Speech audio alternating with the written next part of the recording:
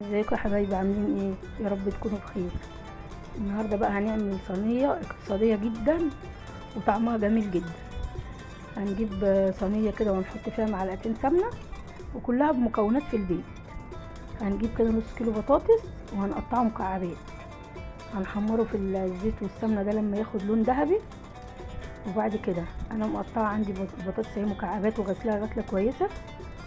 هنحمرها كده كانك بتقلي بطاطس عادي، بس دي مكعبات.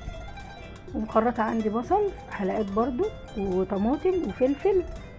هنحمر البطاطس كده، مش هتاخد معانا 10 دقايق، كلها مكونات في البيت واكله اقتصاديه، يعني مش هتحتاري فيها. البطاطس اهي بعد ما اتحمرت نزلت عليها ببصل كده حلقات، بصلتين كبار حلوين كده مقطعهم حلقات. برضو هشوح البصل كده مع البطاطس لغايه ما ياخد لون برضو. وبعد كده هنزل عليهم بمعلقه توم صغيره ومعلقتين سمنه بلدي. مش متوفر سمنه بلدي مش مشكله، بس انا كانت عندي في التلاجة فبتدي طعم بصراحه. هنشوح البصل كده مع البطاطس لحد ما ياخد لون برضو. هنقلبهم كويس لحد ما الطماطم كده تنزل الميه اللي فيها.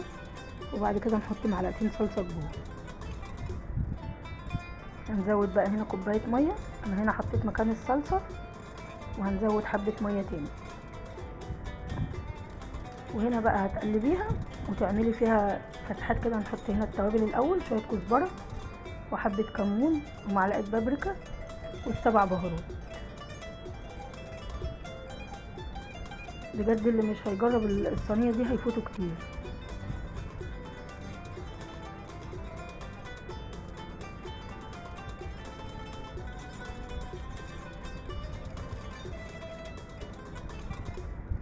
وهنا بشرة جوز الطيب، اللي مش حابب بلاش، بشرة صغيرة كده متكتريش. هنقلب كل ده مع بعض.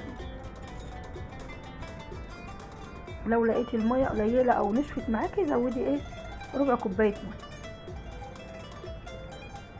انا ما حطيتش شطة، دي بابريكا عشان خاطر الفلفل اللي انا حاطاه حامي. هنا بقى نعمل فتحات كده صغيرة وننزل بالبيض كده واحدة واحدة.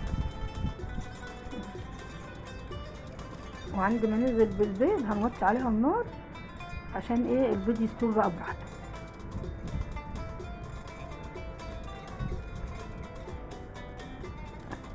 دي بقى تنفع معاكي في الفطار، تنفع في الغدا، تنفع في العشاء، يعني في اي وقت.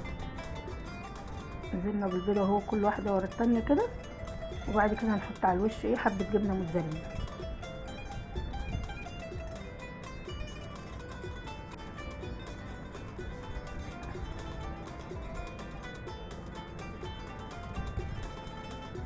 انا كمان عملت جنبها شوية رز ابيض.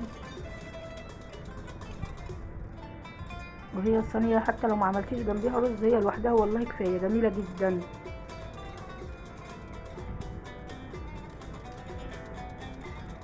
بس 10 دقايق بس كده اهو، وشكلها اصلا تحفة بعد ما استوت.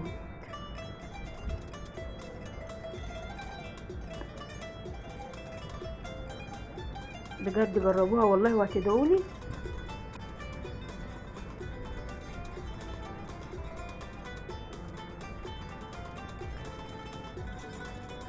والف هنا يا حبايبي.